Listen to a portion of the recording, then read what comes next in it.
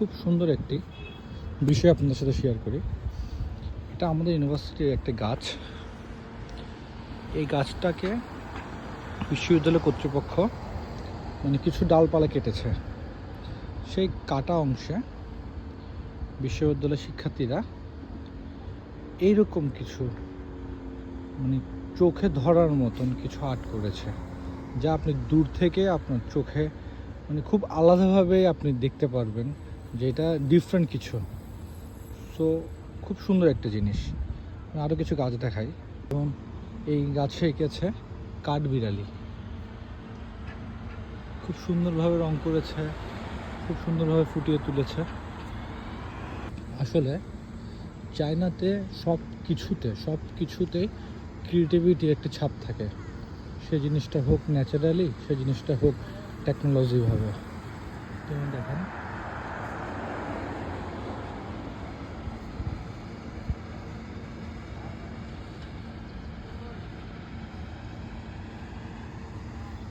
এটি আমাদের university lake.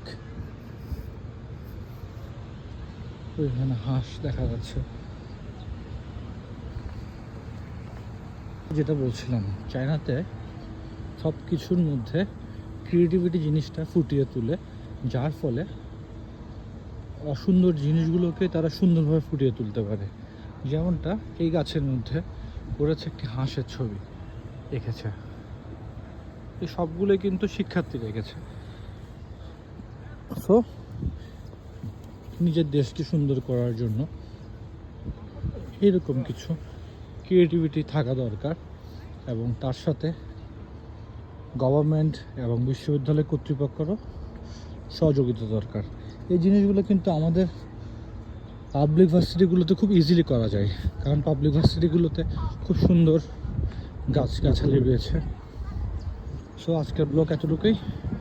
পরবর্তী দেখা হবে অন্য কোনো ব্লগে।